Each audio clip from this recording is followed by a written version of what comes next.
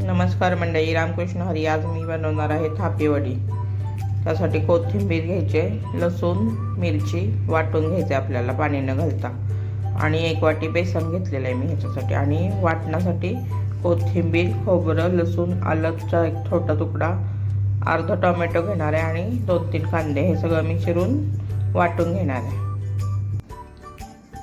बेसन पिठात ह्या पाणी घालून आपल्याला मिक्स करून घ्यायचं आहे. 1 वाटी बेसन पिठाला 1 वाटी पाणी घालून मी चांगलं मिक्स करून घेतलेलं आहे. तुम्ही मिक्सरला देखील फिरवू शकता. मी मिक्सरमध्ये फिरवून घेतलेलं आहे एकदा. आणि आता आपल्याला यात वाटण घ्यायचं. आलं, लसूण, खोबरं, कोथिंबीर आणि टोमॅटो पण मी ह्यातच टाकलेलं आहे. अर्धा टोमॅटो टाकला आहे. आता हे बारीक करून घ्यायचं आहे. मी हे वाटण वाटून घेतलेलं आहे, पाणी न घालता वाटलेलं आहे. आता पुढची तयारी. मी इथं कढईमध्ये तेल तापायला ठेवलेलं आहे. त्यात जिरे मोहरीची फोडणी द्यायची आपल्याला. जिरे मोहरी चांगली फुटायला लागली की कढीपत्ता, लसूण आणि मिरचीचा ठेचा चांगला परतून घ्यायचा आपल्याला. हे चांगलं परतून झालं की याच्यामध्ये थोडासा छोटा चमचा हिंग, अर्धा चमचा हळद घालायची आणि त्याला भाजून घ्यायचं आपल्याला.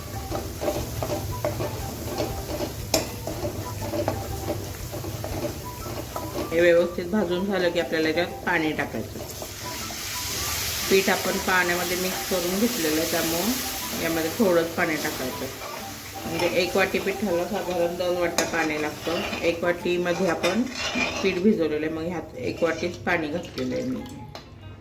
जास्त पाणी घालायचं नाही, नाहीतर वडी थापली जात नाही आपली. चवीप्रमाणे मीठ. याला उकळी आली की आपल्याला मग पीठ मिक्स करून घ्यायचं याच्यात. आपली पाण्याला उकळी आलेली आहे. मी एका ताटाला तेल लावून घेतलेलं आहे इथं थापण्यासाठी. आणि पाण्याला उकळी आल्यावर आपल्याला हे मिक्स केलेलं बेसन ओतायचं ह्याच्यात.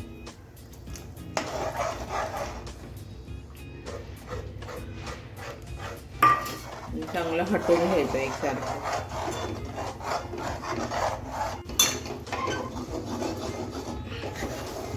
चांगलं हटवून घ्यायचं, हलवत राहायचं सारखं, नाहीतर गाठी होतात आपल्या.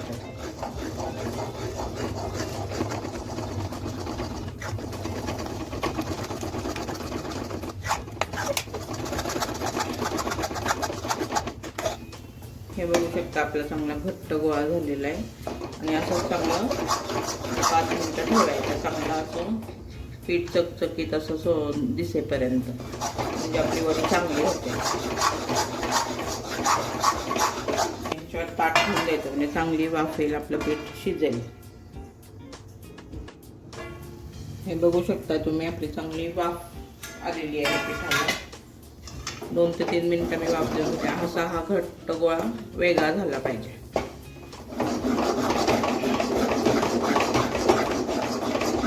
एकसारखं गोळा व्हायला आलं की समजायचं आपलं पीठ तयार आहे. आणि थोडा वेळ मी अजून एकदा वाफ देऊन घेणार आहे आणि वडी थापून घेणार आहे. इथं ताटाला तेल लावून घेतलेलं आहे मी. हे ताटात काढून घ्यायचं आपल्याला. आणि हे चिकटलेलं आहे ते आपल्याला रस्स्यासाठी वापरायचं आहे. पाण्याचा हात घेऊन आपल्याला हे थापून घ्यायचं आहे. पटपट थापायचे. तुम्ही प्लास्टिकच्या पिशवीचाही वापर करू शकता याच्यासाठी. चांगली प्लेन थापून घ्यायचे.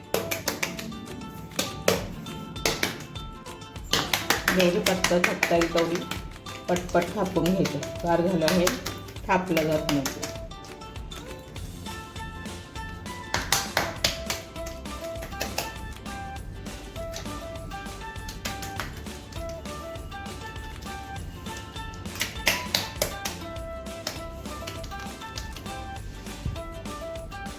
हे बघू शकता तुम्ही, वड्या आपल्या किती छान तयार झालेलं आहे. थोडा गरम असेल जरासं. एकसारख्या ह्या अशा पद्धतीने केल्या तर छान तयार होतं. आणि त्यावरून शिजलेली कोथिंबीर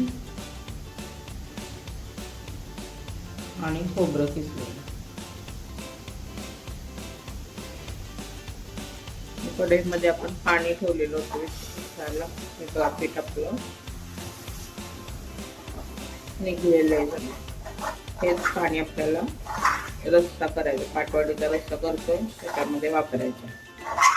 ते काढून घेणार आहे मी एका पातेल्यात आणि फोडणी करणार आहे कढईमध्ये. रस्सा करायला तेल तापायला ठेवलेलं आहे मी फोडणीसाठी. जिरे मोहरी घालायची आपल्याला त्याच्यामध्ये.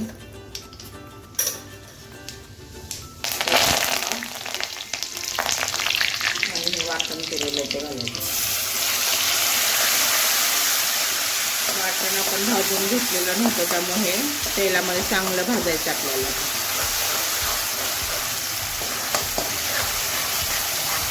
तेल सुटेपर्यंत आपल्याला हे भाजून घ्यायचं. वाटण चांगलं भाजत आलं की आपल्याला त्याच्यामध्ये हिंग आणि मसाले घालून घ्यायचे. आपल्याला आवडीप्रमाणे मसाले घालून. अर्धा चमचा हळद, हे घरी केलेलं तिखट आहे ते 1.5 चमचा टाकलेलं आहे. आणि हे बेडगीचं लाल तिखट टाकलेलं थोडं. सगळे मसाले परतून घ्यायचे आपल्याला.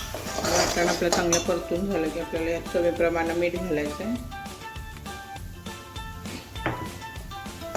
आणि हे आपण कढईत उठवून घेतलेलं पाणी ओतून द्यायचं आहे.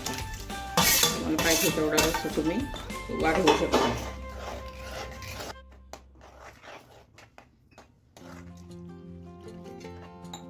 चांगली उकळी येऊन द्यायचं याला. हे रस्साला उकळी आले की आपल्याला हे तुकडे वडीचे टाकायचे त्याच्यात. लागतील तशा घ्यायचे त्याच्यात. चिरलेली कोथिंबीर,